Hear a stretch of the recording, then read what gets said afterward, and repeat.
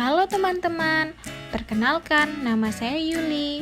Hari ini saya akan mengajak teman-teman belajar mengenai PHBS. Sebelumnya, apakah teman-teman sudah tahu apa itu PHBS di sekolah? Yuk, kita simak sama-sama apa itu PHBS. PHBS adalah perilaku hidup bersih dan sehat.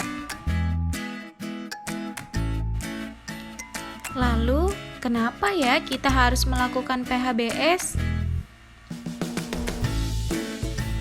Karena PHBS bermanfaat untuk meningkatkan kesehatan, mencegah penyakit, dan menjadikan lingkungan menjadi sehat.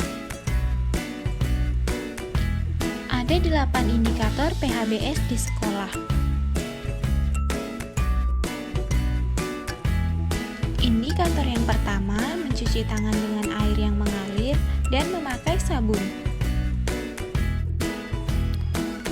Manfaat mencuci tangan adalah untuk membunuh kuman dan bakteri penyebab penyakit. Berikut, akibat tidak mencuci tangan adalah penyakit diare, cacingan, dan tifus. Lalu, kapankah kita harus mencuci tangan?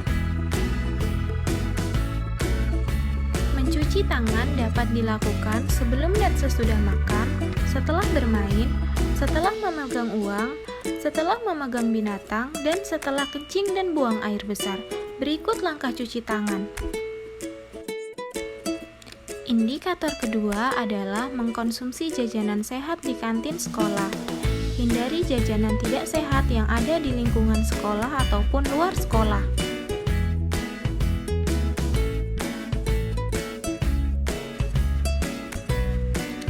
Manfaat jajanan sehat adalah untuk meningkatkan kesehatan dan kecerdasan otak.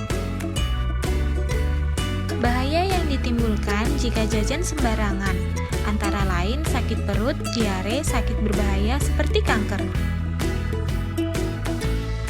Ingat ya teman-teman, beli makanan di tempat yang bersih, jauh dari tempat sampah, warna makanan tidak mencolok. Indikator ketiga adalah menggunakan jamban yang bersih dan sehat.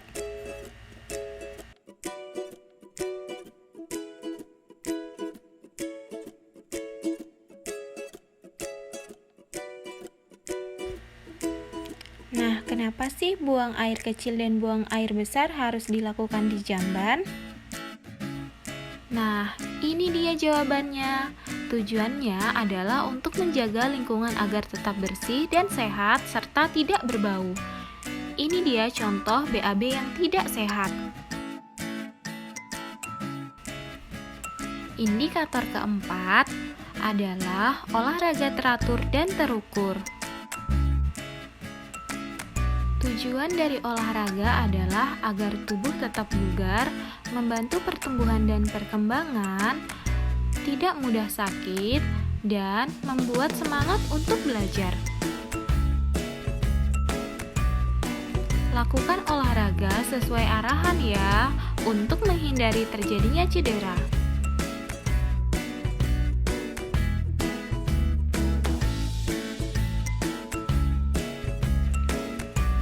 Indikator kelima adalah memberantas jentik nyamuk. Tahukah teman-teman kenapa jentik nyamuk perlu diberantas?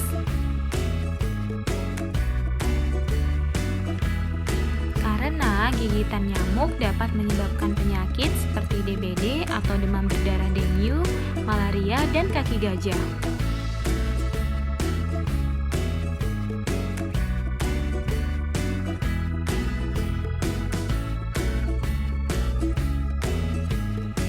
Berikut ini cara untuk memberantas jentik nyamuk.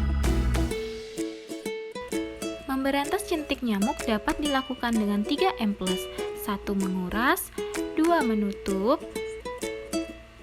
3 mengubur, dan yang keempat plus menghindari gigitan nyamuk.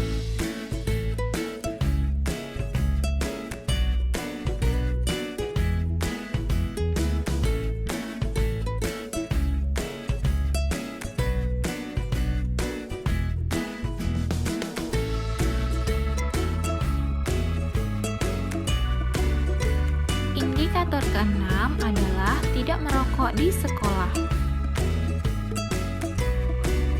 Perlu teman-teman ketahui, rokok sama dengan racun.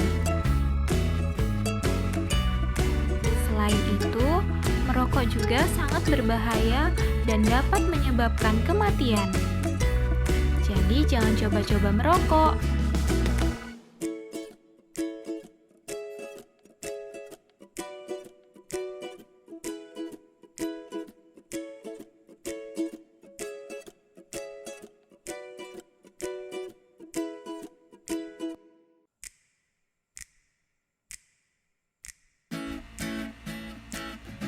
Ingat ya teman-teman, hindari rokok walau hanya untuk coba-coba. Indikator ketujuh adalah menimbang berat badan, mengukur tinggi badan setiap bulan.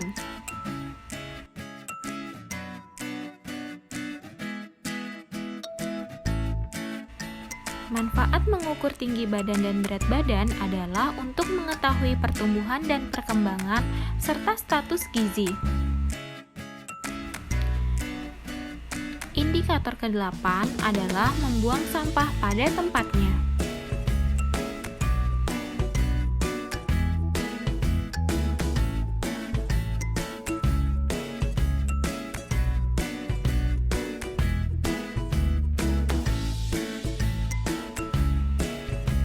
Teman-teman, sampah merupakan sarang kuman dan bakteri penyebab penyakit. Yuk kita kenali jenis-jenis sampah.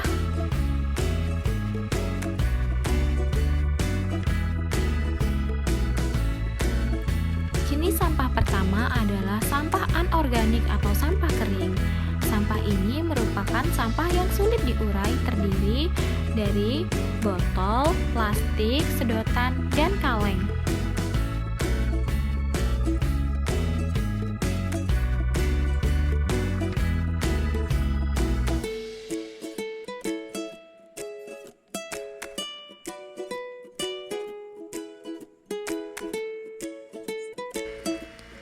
Jenis sampah kedua adalah sampah organik atau sampah basah. Sampah ini mudah diurai. Jenis dari sampah ini adalah seperti daun, sisa makanan, dan sayuran.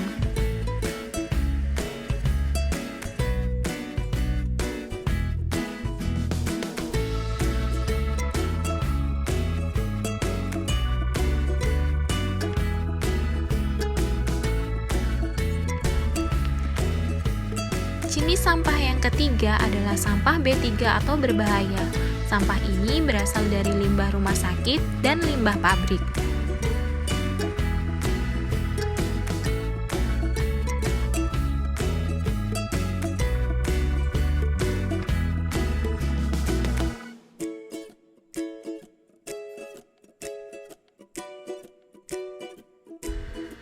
Yuk teman-teman, kita ingat 3R.